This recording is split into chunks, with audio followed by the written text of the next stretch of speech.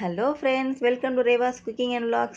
என்னோட சேனலை சப்ஸ்கிரைப் பண்ணலன்னா சப்ஸ்கிரைப் பண்ணுங்கள், பெல் ஐக்கான் கிளிக் பண்ணி சப்போர்ட் பண்ணுங்கள்.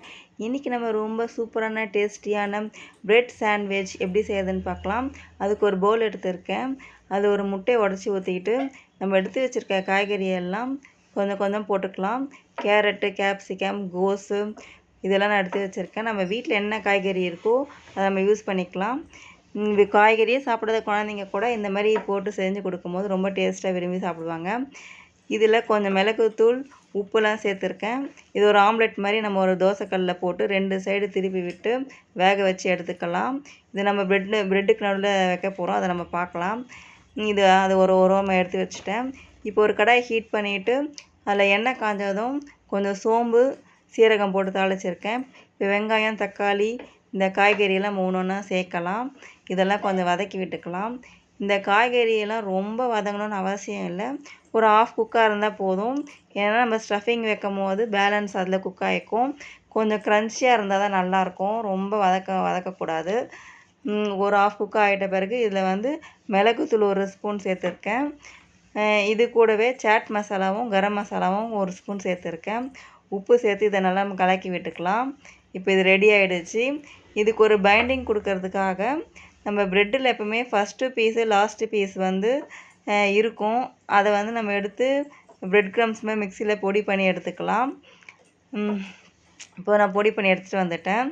இது அது கூட போட்டிருக்கேன். இது கூட கஸ்தூரி மேத்தி கொஞ்சம் சேர்த்துருக்கேன், அது கொஞ்சம் நல்லா ஃப்ளேவராக இருந்தது. இது எல்லாத்தையும் கலக்கி விட்டுட்டு இப்போ பாருங்கள், இந்த ஸ்டஃபிங் ரெடி ஆகிடுச்சு. இதை எடுத்து வச்சிடலாம். இப்போ ஒரு தோசைக்கல் நல்லா ஹீட் பண்ணிவிட்டு நம்ம 1 ஸ்பூன் வெண்ணெய் போட்டிருக்கேன். இதில் ப்ரெட்டை போட்டு 2 சைடு ரோஸ்ட் பண்ணி எடுத்துக்கிறேன். இதில் அந்த வெஜிடபிள் ஆம்லேட் நம்ம செஞ்சு வச்சுருக்கோம்ல, அதை நடுவில் ஸ்டஃப் பண்ணி வச்சுக்கலாம். இது நல்லா சூப்பராக இருந்துச்சு. இது ஒரு மெத்தடில் செய்யணும். இன்னொன்று அந்த நம்ம ஸ்டஃபிங் ரெடி பண்ணியிருக்கோம்ல, அதை அதுலேயும் நம்ம ஸ்டஃப் பண்ணி எடுத்துக்கலாம். இப்போ இதில் சீஸ் நடுவில் வச்சுட்டு ஒரு பிளேட்டை வச்சு ப்ரெஸ் பண்ணி எடுத்துக்கிறேன். இந்த பிரெட் சாண்ட்விச்சுக்கு பிரெட் டோஸ்டர் தான் இருக்கணும் அவசியம் இல்லை. நம்ம வீட்டிலே சிம்பிளாக தோசைக்கல்லில் இந்த மாதிரி நம்ம செஞ்சிட்டாலும் அது நல்லா சூப்பராக இருக்கும். அதே மாதிரி ஃபினிஷிங் தான் கிடைக்கும். இப்போது டைப் 2க்கு ப்ரெட்டெல்லாம் நான் ரோஸ்ட் பண்ணி 2 சைடு திருப்பி போட்டு ரோஸ்ட் பண்ணி எடுத்திருக்கேன். இதில் இது கூட சாண்ட்விச் ஸ்ப்ரெட்டுன்னு ஒன்று இருக்கும், அதை போட்டு நல்லா ஸ்ப்ரெட் பண்ணி எடுத்துக்கிறேன். இது நல்லா டேஸ்ட்டாக இருந்தது. ஆனால் அந்த சாண்ட்விச் ஸ்ப்ரெட்டெல்லாம் யூஸ் பண்ணும்போது ஒன்ஸ் நம்ம ஓப்பன் பண்ணிட்டோம்னா அதை நம்ம ஃபினிஷ் பண்ணிடணும். அதை ஃப்ரிட்ஜில் ஸ்டோர் பண்ணி நம்ம யூஸ் பண்ணுறது அது சரியாக நல்லா இருக்காது. இப்போ டவாவில் நல்லா முட்டையை நல்லா பீட் பண்ணி எடுத்துகிட்டு அது பெருசாக ஆம்லேட் மாதிரி போட்டு எடுத்துகிட்டு இதில் இந்த நம்ம வச்சுருக்க ப்ரெட்டெல்லாம் எடுத்து வச்சுருக்கேன். இதில் நம்ம ஸ்டஃபிங் ரெடி பண்ணியிருக்கோம்ல, அதை நல்லா எவ்வளோ வேணுமோ நல்லா ஃபுல்லாக நல்லா வச்சு ஸ்டஃப் பண்ணிக்கலாம். நிறைய காய்கறி வைக்கும்போது நல்லா டேஸ்ட்டாகவே இருந்துச்சு. இது கூட நான் சீஸ் எடுத்து வச்சுட்டு இது நல்லா ஓரளவுக்கு வெந்துட்ட பிறகு இதை திருப்பி போட்டுக்கலாம். இதை மடித்து போட்டோம்னா இது ஒரு செட்டு இருந்தது.